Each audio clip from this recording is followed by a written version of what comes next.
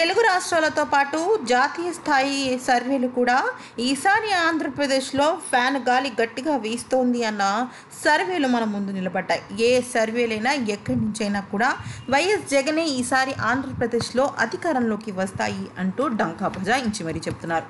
ఇక ఇదే తరుణంలో పోలింగ్ తేదీ పూర్తయిన తర్వాత అధికార పార్టీతో పాటు ప్రతిపక్ష పార్టీలు ఇద్దరు కూడా మేమే ఈసారి ఖచ్చితంగా 2019లో ఎన్నికలు గెలుస్తాము అంటూ వాళ్ళ ధీమాని వ్యక్తం చేస్తున్నారు. ఇక ఇదే తరుణంలో ఎన్నికల ప్రచార సమయంలో వైఎస్ జగన్మోహన్ రెడ్డి నేను కనుక సీఎంనైతే అంటూ తన క్యాబినెట్లో ఎవరెవరిని మంత్రులు చేస్తారు అన్న విషయాన్ని కూడా బయటపెట్టేశాడు.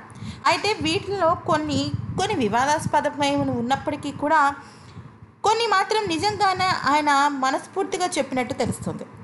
ఎన్నికల్లో గెలిచే అవకాశం ఉన్న బాలినేని శ్రీనివాసరెడ్డిని మంత్రిని చేస్తాను ఉన్న హామీ ఇచ్చాడు వైఎస్ జగన్మోహన్ రెడ్డి.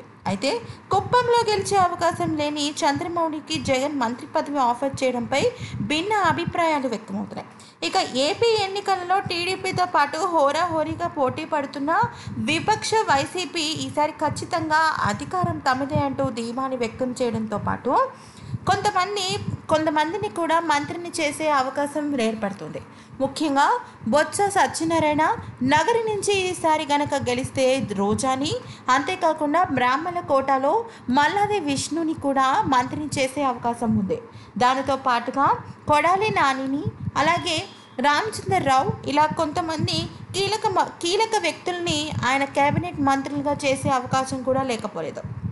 ఇక ఎన్నికల్లో తాము గెలిస్తే బహిరంగంగానే ఈ రకంగా మంత్రిని ఎంపిక చేసుకుంటాను అంటూ సస్పెండ్ని విడగొట్టేశాడు. ఇక వైఎస్ జగన్మోహన్ రెడ్డి కేంద్ర మంత్రిలో ఈసారి దగ్గుబాటి వెంకటేశ్వరరావు గారితో పాటు మరికొంతమందికి వచ్చే అవకాశం ఉంది.